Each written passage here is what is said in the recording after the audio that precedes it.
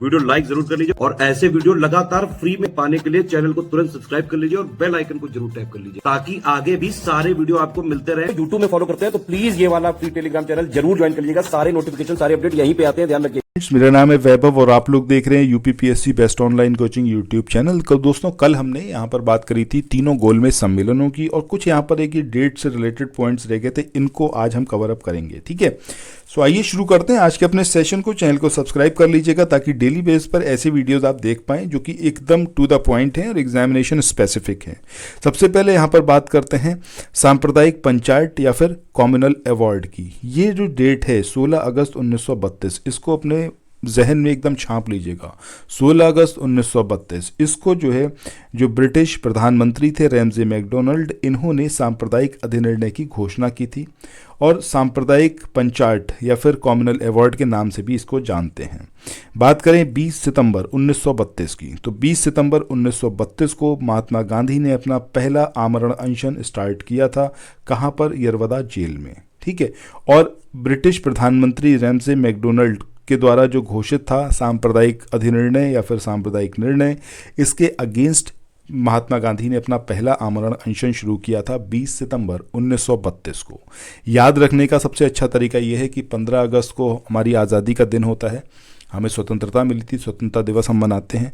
सो बस उसके एक दिन बाद ही सांप्रदायिक झगड़े शुरू हो गए। इस तरीके से आप याद रख लो तो डेट आपको याद रहेगी कि 16 अगस्त को सांप्रदायिक अधिनिर्णय टाइप का कुछ अनाउंस किया गया था रैमजे मैकडोनाल्ड के द्वारा। अब ये ईयर जो 1932 है, बस आपको खाली यही याद रखना रह गया है। अब जब इतना मतलब सितम ढाया गया, सितम का मतलब है कि सितंबर, ठीक है, तो सितंबर 1932 तो बहुत हो चुका था। मतलब 20 का अगर हम बात करें 20, ये डेट कैसे याद रखनी है मैं बता रहा हूँ आपको कि 20 सितंबर 1932 को महात्मा गांधी ने अपना पहला आमरण अनशन स्टार्ट किया। सो महात्मा गांधी का कहना ये था कि भैया बस बहुत हो चुका, बहुत सितम ढा लिया आपने, ठीक है, और अब यहाँ से जाओ। अंग्रेजों से महात्मा गांधी कहते हैं कि ये सिर्फ मैं याद कराने के लिए बता रहा हूँ कि ये पर्टिकुलर हैं। आप आरओ की तैयारी करना चाहते हैं या बीईओ की तैयारी करना चाहते हैं, इन तीनों एग्जाम की अगर आप तैयारी करने चाहते हैं तो स्टडी फॉर सिविल सर्विसेज के कोर्सेज को आप ज्वाइन कर सकते हैं कंप्लीट तैयारी के लिए। ये वन स्टॉप डेस्टिनेशन है, यहाँ पर आपको सब कुछ मिलेगा जिसमें स्टडी मटेरियल रहेगा, टेस्ट सीरीज रहेंगी, पेड क्विज रहेंगी, सब कुछ आपको एक ही जगह पर मिलेगा और ये सब कुछ सफिशिएंट होगा आपके एग्जाम को क्रैक करने के लिए, एग्जाम को निकालने के लिए। लेटेस्ट ग्रुप स्टार्ट हो चुके हैं और उन ग्रुप में आपको एडमिशन लेने के लिए सिंपली जो ये नंबर मैं आपकी स्क्रीन पर लिख रहा हूँ, इन नंबर्स पर आप कॉल कर सकते हैं। 8564880530 इस नंबर पर आप संपर्क कर सकते हैं। इसके अलावा 9696066089 इस नंबर पर कांटेक्ट कर सकते हैं या फिर आप 7523864455 इन तीनों में से किसी भी नंबर पर कॉल करके आप हमसे संपर्क कर सकते हैं और ये लेटेस्ट ग्रुप जो है इसमें आप एडमिशन ले सकते हैं। डेट आपको हमेशा के लिए कैसे याद रखनी है कि महात्मा गांधी अंग्रेजों से कहते हैं कि बस बहुत हो गया, अब बहुत सितम ढा लिया, अब यहाँ से जाओ। सो बस से आ जाएगा आपका 20 और सितम से आ जाएगा सितंबर, ठीक है। तो 20 सितंबर को महात्मा गांधी आमरण अनशन पर बैठ गए थे, इस तरीके से आप याद रख सकते हो इसको। इसके बाद नेक्स्ट डेट है आपकी 24 सितंबर 1932। 24 सितंबर 1932 को डॉक्टर अंबेडकर और महात्मा गांधी के जो अनुयायी थे इनके बीच में एक समझौता हुआ जिसको हम पूना समझौते के नाम से जानते हैं।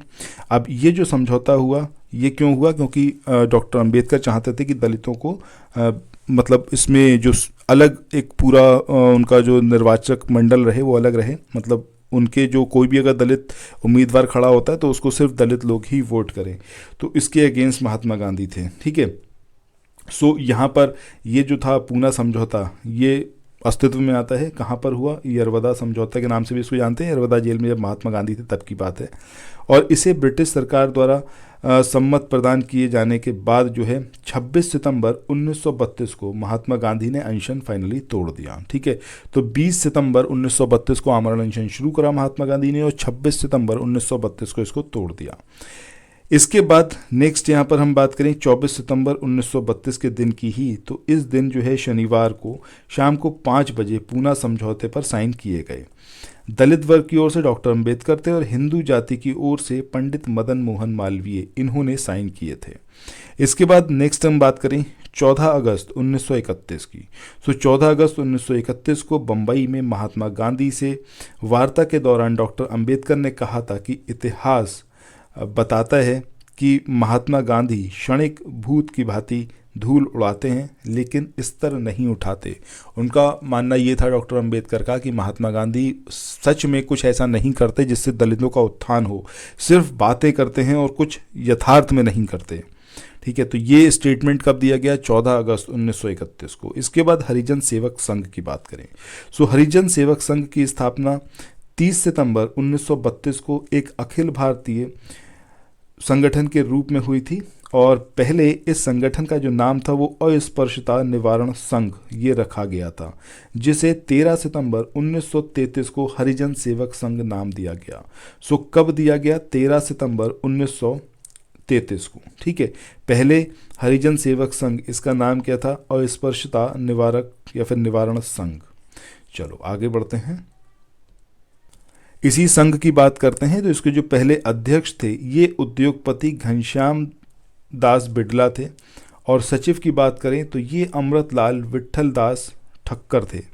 और इस संघ का जो मुख्यालय था ये गांधी आश्रम किंग्सले कैंप दिल्ली यहाँ पर लोकेटेड था और इसकी जो शाखाएं हैं वो भारत में लगभग सभी राज्यों में थीं। इसके बाद नेक्स्ट बात करते हैं all India schedule caste federation की। All India schedule caste federation की स्थापना डॉक्टर अंबेडकर के द्वारा की गई थी 1942 में।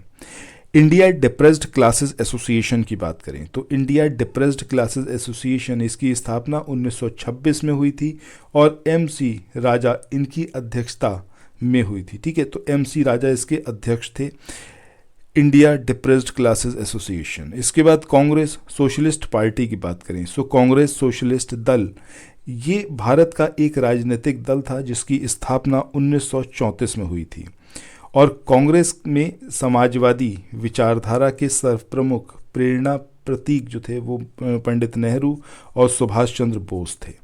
इसके बाद जयप्रकाश नारायण की बात करें, वर्ष 1934 में पटना में अखिल भारतीय कांग्रेस समाजवादी पार्टी के संयोजक जयप्रकाश नारायण थे। जयप्रकाश नारायण को पार्टी का महासचिव और आचार्य नरेंद्र देव को अध्यक्ष चुना गया था। इसके बाद बिहार सोशलिस्ट पार्टी की बात करें तो 1931 में बिहार सोशलिस्ट पार्टी का गठन हुआ और गंगा शरण सिंह, रामवृक्ष बेनीपुरी, फूलन प्रसाद वर्मा और रामानंद मिश्रा ये सब लोग इसके अंदर शामिल थे। यहाँ पर ये सारे हमारे पॉइंट्स खत्म होते हैं। आइए नेक्स्ट टॉपिक पे बात करते हैं। यहाँ पर हम स्टार्ट करते हैं जो सविनय अवज्ञा आंदोलन था उससे जुड़े हुए नेताओं की। सबसे पहले C राजगोपालाचारी, तो इन्होंने सक्रिय रूप से सविनय अवज्ञा आंदोलन में पार्टिसिपेट करा, उसका समर्थन किया और उसके समर्थन में त्रिचुनापल्ली से वेदरायणम तक इन्होंने नमक सत्याग्रहियों की यात्रा का नेतृत्व किया। 30 अप्रैल 1930 को ये जो थे पुलिस द्वारा गिरफ्तार कर लिए गए। इसके बाद के कलप्पन की बात करें तो के कलप्पन इन्होंने नायर, मतलब ये जो थे एक नायर कांग्रेसी नेता थे और इन्होंने और T.K. माधवन ने वायकॉम सत्याग्रह जो कि 1932 में हुआ था उसको प्रारंभ किया था और सरकारी नमक कानून के विरोध में कालीकट, इसमें जो था इन्होंने कालीकट से परंदूर तक की यात्रा की थी। पंडित नेहरू की बात करें, पंडित नेहरू ने सविनय अवज्ञा आंदोलनों में सक्रियता से जुड़े रहे थे ये और सरकारी नमक कानूनों की अवज्ञा के आरोप में 17 अप्रैल 1930 को गिरफ्तार कर लिए गए थे और इन्होंने एक आधारभूत कृषि कार्यक्रम बनाया और संविधान सभा के गठन की मांग की। नेक्स्ट बात करें पी कृष्ण पिल्लई।